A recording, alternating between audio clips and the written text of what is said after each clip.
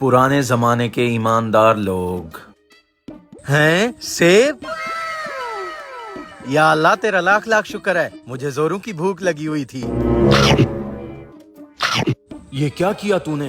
किसी दूसरे का सेब बगैर उसकी इजाजत के खा लिया। ये तो चोरी हुई। क़यामत के दिन अब इसका हिसाब देना पड़ेगा। या अल्लाह मुझे माफ करना, मुझसे बहुत बड़ी भूल हो गई है। Oh, no! भाई साहब जरा बात सुनना। जी फरमाइए। भाई साहब इस पानी में तैरते हुए सेब जा रहे थे, क्या आपको पता है ये किसके हैं? सेब?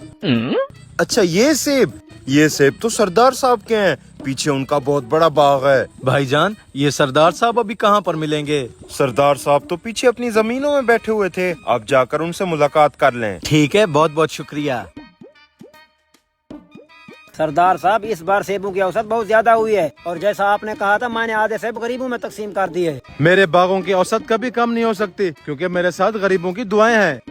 भाईजान सरदार साहब को मिलना था। लगता है तुम इलाके में नए आए हो, यही तो हैं सरदार साहब। सरदार साहब मुझसे बहुत बड़ी भूल हो गई है। कैसी भूल? मुझे जोरों की भूख लगी हुई थी। पानी में तैरता हुआ सेब देखकर मैं खुद को रोक नहीं पाया तो इसके 2 लुक़मे खा लिए। बताएं मैं आपको इस एक सेब की क्या कीमत दे सकता हूँ? सिर्फ एक सेब खाने की वजह से तुम यहाँ तक आ गए।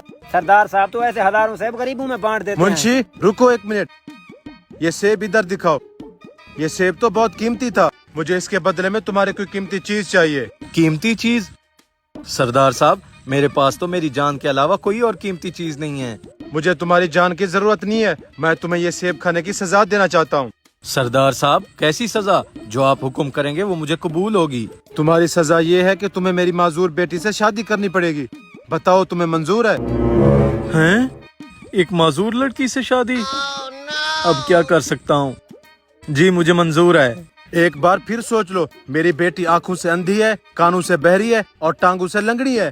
तुम्हें सारी जिंदगी उसका ख्याल रखना पड़ेगा। जी मैंने सोच लिया, अगर दुनिया में आपको एक सेब का हिसाब ना दिया तो आखिरत में मुझसे हिसाब होगा। मैं सारी जिंदगी आपकी बेटी का ख्याल रखने के लिए तैयार हूँ।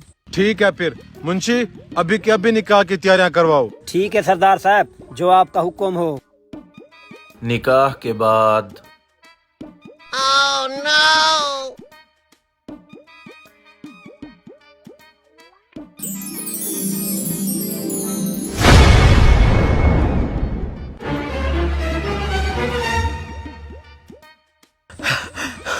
सरदार साहब आपने झूठ क्यों बोला? आपकी बेटी तो कहीं से अंधी बहरी और लंगड़ी नहीं है। मैंने तुम्हें कोई झूठ नहीं बोला। वो अंधी इसलिए है कि उसने आज तक किसी गैर महरम की शक्ल नहीं देखी। वो बहरी इसलिए है कि उसने आज तक किसी गैर महरम की आवाज नहीं सुनी। और वो लंगड़ी इसलिए है कि उसने आज तक अपने घर की चौखट से बाहर कदम नहीं रखा।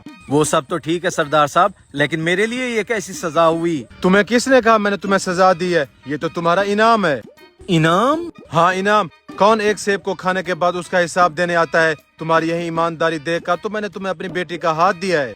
शुक्रिया सरदार साहब। सरदार साहब नहीं, अब तो मैं तेरा ससुर हूँ।